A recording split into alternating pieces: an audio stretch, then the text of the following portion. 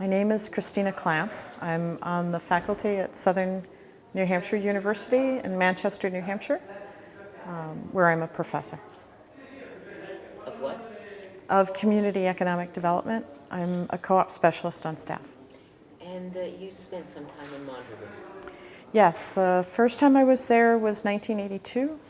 I was there as a doctoral student for 3 months, and I collected data on about 1/4 of the cooperatives,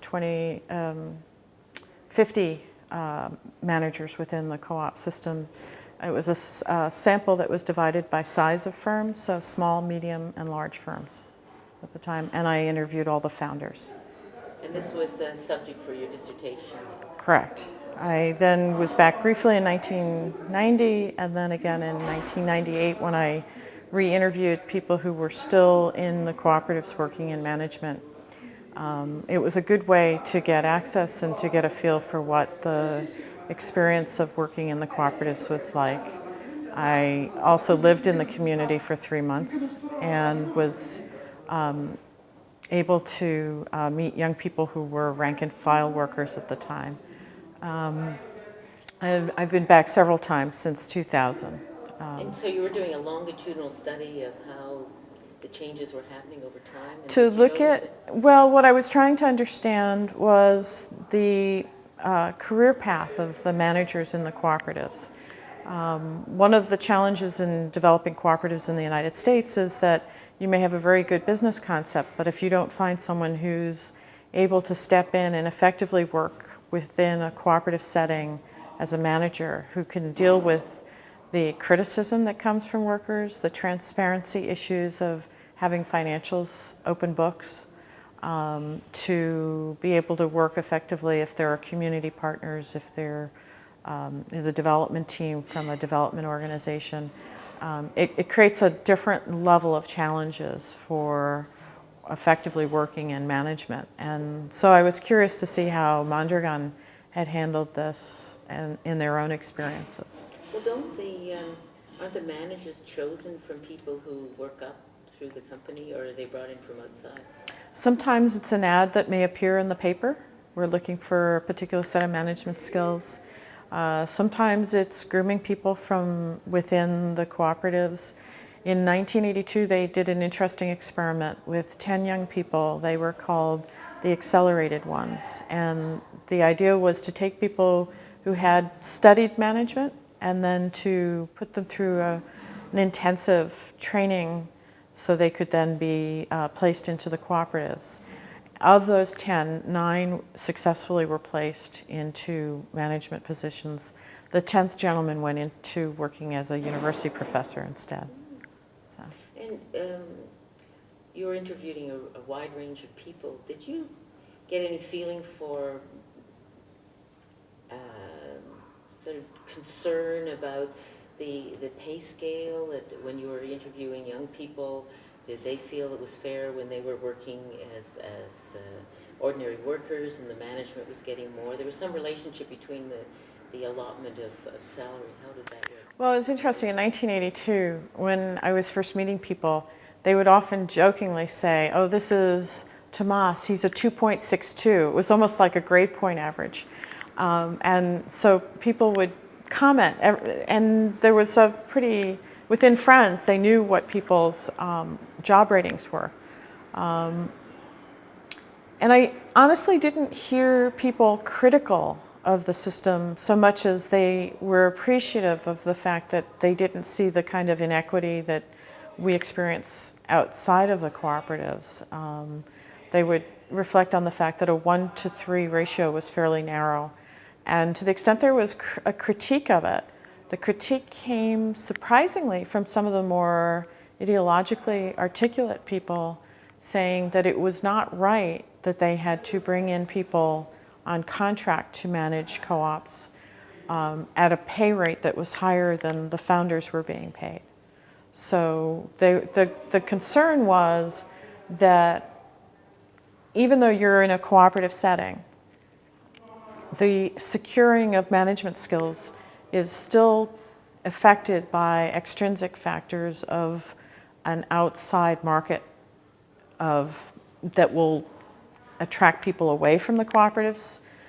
I had a friend say at one point, I can make a lot more money outside the cooperatives. And at one point he left to go work with another man who he was friends with. And he said he thought it would be fine because the gentleman was a friend, and in the end he went back to the cooperatives and he took a 50% cut in pay in order to go back to the cooperatives, because he said money's not everything.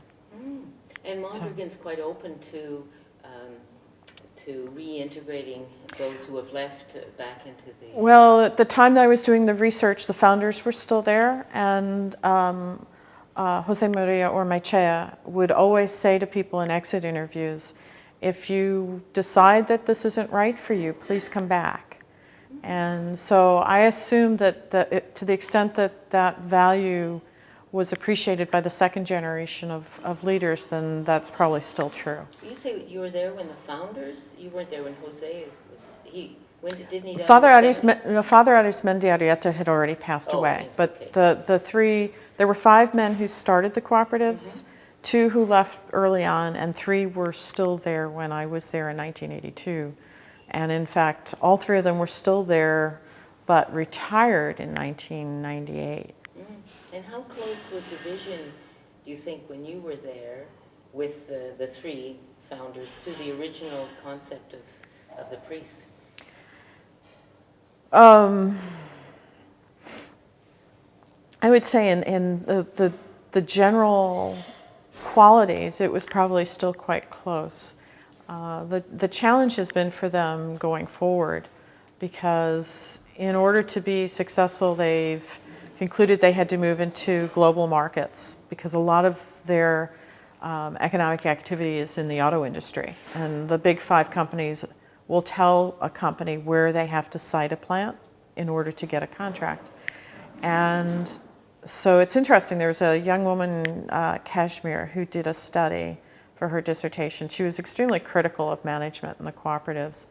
And I thought it was unfortunate, because I had the sense reading her work that she came in with a fairly closed idea ideologically of what she was looking for. And the reality is that cooperative enterprises like Mondragon are businesses. They're businesses that create a set of goals and expectations of themselves that are social in nature, in terms of returning benefits back to the owners who are the workers. But you also have to be able to be sustainable as a business model. Otherwise, there won't be a future for the next generation or successive generations. So you have to reflect the realities of human nature. If people aren't willing to stay at 50% of what the market would pay for their management skills, then you have to figure out how to make accommodations in order for the business to succeed. And the same has been true for them in terms of moving outside the Basque region. They found themselves in a situation in the early, between 1998 and early 2000 period, where the Basque government was beginning to invite other companies into the region to create jobs, and found themselves going head-to-head with multinationals on their own turf. And so this put additional pressure on them to look for ways to create new market share for themselves, and in order to do that, it meant going overseas. And so it meant becoming accomplished in joint ventures, in mergers, in acquisitions, some of which have created some problems for them with labor that was unhappy with how their companies were taken over. In some cases, taking work from another part of Europe and bringing it into the Basque Country so that they could preserve good jobs for people in the Basque Country, but at the expense of workers in another part of the European Union.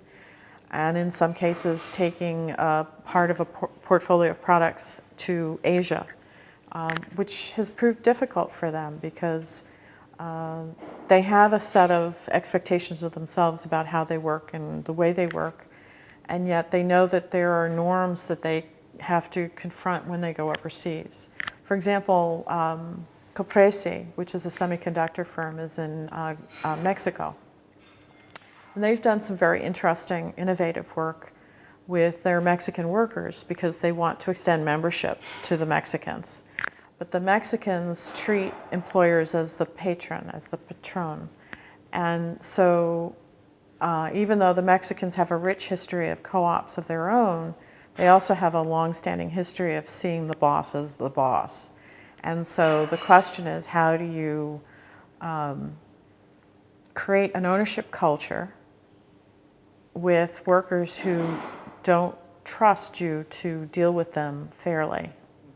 And so the solution was to bring workers for 3 months at a time to Arechavaleta, which is where Copresi is, and have them job shadow and work in the plant in Arechavaleta. And at the end of 3 months, they then can go back and share their learnings and their experience with their coworkers back in Mexico. And so this is the way that Copresi is hoping that they can then extend membership beyond the Basque region. Now, is this something that's very new? Did you look at what were the consequences? Well, Did it work? the Mondragon Cooperative Corporation in their governance structure has this Congress that meets periodically. And the Congress made a commitment to extend membership beyond the Basque region, because if they didn't do this, they would lose their identity as cooperatives within a generation or two. And so Eroski, which is the distribution co-op, did this last year. And so if you were to go to their website, you would see, if you look at the historical numbers, they were hovering around 35 million workers, and then it jumped to around 80 million last year. And that's because of the extension of membership to people who wouldn't have had that before.